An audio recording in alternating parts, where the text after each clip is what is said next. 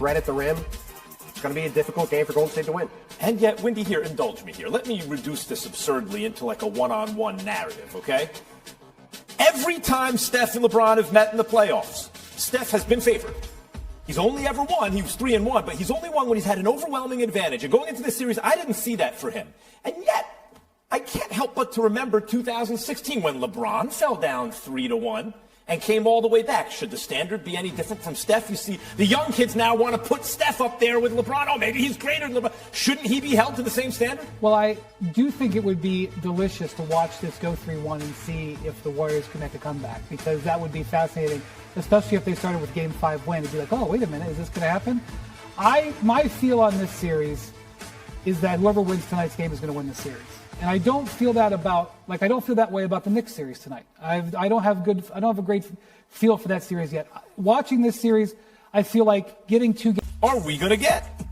He went for 25 in Game 3, but AD has yet to go for 20 in back-to-back games this postseason. NBA reporters, right? Look at this. EKG. Anthony EKG Davis is perfect. He's a picture of health. Like a metronome. Look at that thing. It's unbelievable. Brian Windhorst, Tim Bontemps with me. Obviously, they're in the house. And look, it's up and down, up and down. You can set your watch to it. You can see it. But doesn't that put pressure on Golden State, additional pressure to win this game? Like, you can't waste a down Anthony Davis game if you're Golden State, because he's going to bounce right back up and you're in danger of losing at home. You could get closed out. Wendy, what version of AD, do you think he can break this pattern tonight? I think some of it will depend on what the Warriors decide to do with their lineup. You know, Steve Kerr went to JaMychal Green. It worked very well in Game 2. Game 3, they noticed that there was a matchup advantage there, and Anthony Davis attacked Draymond Green. So, will he stick with the small lineup because it does provide a lot of advantages with the way the Warriors want to attack, or will he go back to Kevon Looney and go straight up against Anthony Davis? And that will affect, I think, how Anthony Davis will approach this game. If Draymond comes back out there with the way that he attacked him in Game 3, I think he's got to go back at him in Game 4. Timmy, good times, what is it? What's it going to be? I mean, I'm going to say that the Warriors win this game because if we see all the time in Game 4s, if a team's down 2-1, they're going to come out with all kinds of aggression and energy, and I think that the Warriors will get this done. But again, like we said from the beginning, we have no idea what to make of Anthony Davis. Like, maybe this trend will continue. It'll just continue to stink in even-numbered games, or maybe he'll play great again. But the difference in this game... They're 6-0. 6-0 when he scores 17 points or more. 0-3 when he scores 17, when he scores less than 17. So while we're focused on AD tonight, I would also advise focusing on whether Russell gets going early. The Lakers play defense, and maybe they shoot just well enough. But a lot of that's dependent upon how D'Angelo Russell's shooting the ball, because he's going to get more touches than some of the other guys. Jokic, meantime, Nikola Jokic are hosting the Warriors. And can LeBron keep it up? 4 turnovers in the series. None of them came in the last 2 games, only the second time in his career. He's gone back-to-back games without a turnover. First time since March of 2012. That's a pretty cool stat. Can Anthony Davis, though, break the trend? Odd number games this postseason, averaging around 28 points per. Even numbered games, he is averaging around 13 points. Go figure. It's an even game tonight.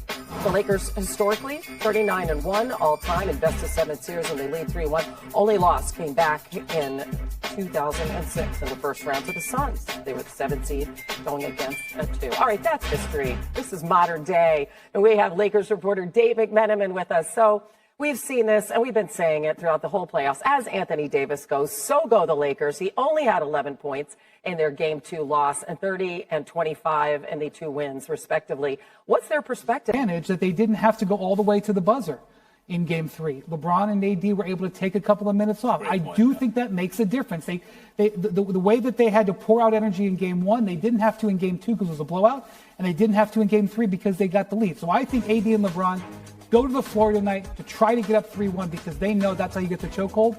And if the Warriors pull this out with the Lakers at home, I think that gives them the momentum. They take home court back. And I think if this gets to 7, it favors the little bit younger and more spry Warriors. So, okay, if that pans out, right, then the way Wendy's framed it, this is a must-win game for both teams. But I don't see it that way for the Lakers, Tim. I see it as a must-win game for the Warriors. Warriors lose game 4th, I think they're going to lose the series. I don't know about the Lakers. Is this must win for both teams? I think it is. I'm with Brian. I think whoever wins this game wins the series, and I think we can go back to the last round in that Game 4 in L.A. between the Grizzlies and the Lakers. When the Grizzlies were up 9, with 3-4 minutes to go in the game, looked like Memphis was going to be 2-2 in the series, going back home, right? We talked all that series about the younger legs as it went along, and LeBron James and Anthony Davis, with a little bit of help from D'Angelo Russell, got that game over the finish line at the end. LeBron had the huge layup over Jaren Jackson Jr., makes a couple shots in overtime. They go up 3-1. They win that series. If the Lakers go back to Golden State 2-1 or 2-2 in this series, I think Golden State's winning 2 of the next 3.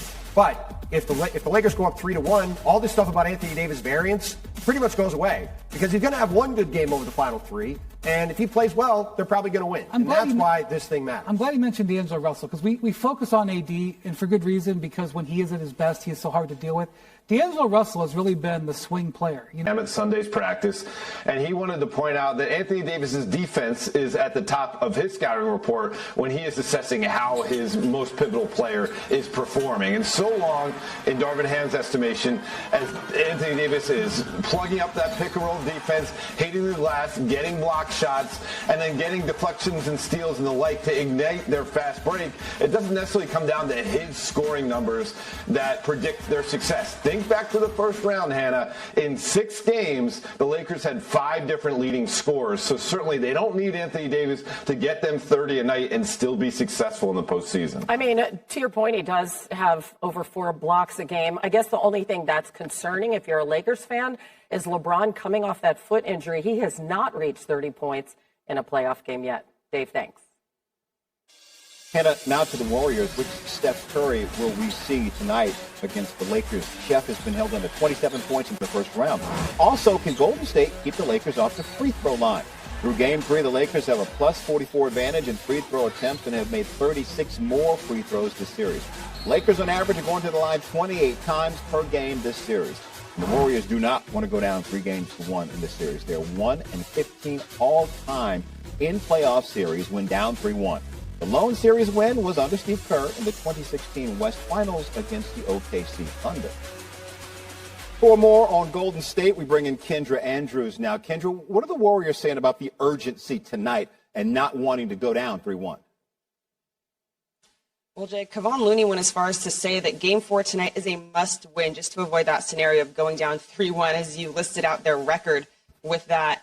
They know and they understand how hard it is to come back from trailing a series 3-1. They say the key to do that is really simple. Just remain poised. It's what they failed to do in Game 3, and that little and kept losing their poise and could not climb back in it. Kevon Looney said, look, that's been an issue for us. I thought we were getting better at it. It's been an issue for us all season long, especially on the road, but we feel that we've been improving on that, especially in these playoffs. But then a game like Game 3 does happen. But the Warriors, they're trying to remain confident by saying, look, the Lakers didn't really take us out of anything. Stephen Curry said Game 3, that loss was because of self-inflicted wounds. So the Warriors feel that if they can just stick to their game plan, be the aggressors, they can come out on top. But Stephen Curry did add, look, it sucks that we have to keep learning these lessons at this point in the season, but we are. So now it's about how we respond. Here's some more numbers the Warriors probably already know. ESPN Analytics gives the Lakers a 66% chance to win and take a 3-1 series lead. Kendra Andrews with the very latest. Who cares about analytics when we have Kendrick Perkins, though? I mean, really? Yeah. Honestly. Listen, Perk, one would expect that this would be the success tonight. Well, who's the loudest person in the room? Who is their vocal leader? Who is their defensive anchor? That would be Draymond Green.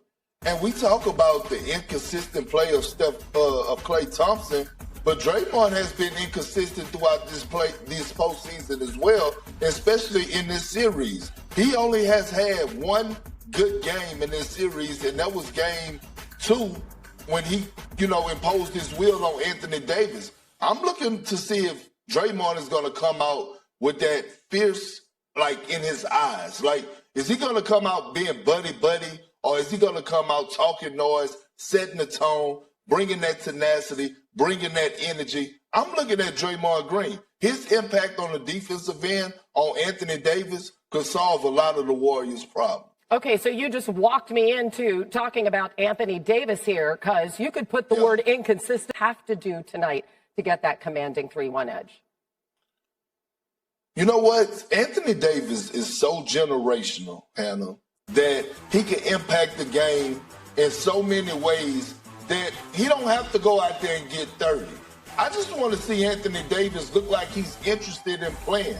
Can he put together 2 consecutive games in a row? I believe he will. And it's his defense. To me, I believe he should come out with nothing less than 15 rebounds. I believe that he should anchor and be swatting shots all around the basket. I think we should see an Anthony Davis that is going to be up on those screens on the pick and roll, causing havoc for Steph and Clay, running the floor on offense, getting deep steals. Like, I don't know the answer on why Anthony Davis can't put together 2 consecutive games of being dominant, being the best player on the floor, but I do believe that he changed that narrative tonight, and I think we will see the... Anthony Davis is the most dominant player on the court, because when Anthony Davis is the most dominant player on the court, the Lakers win playoff games, and when he's not, they don't.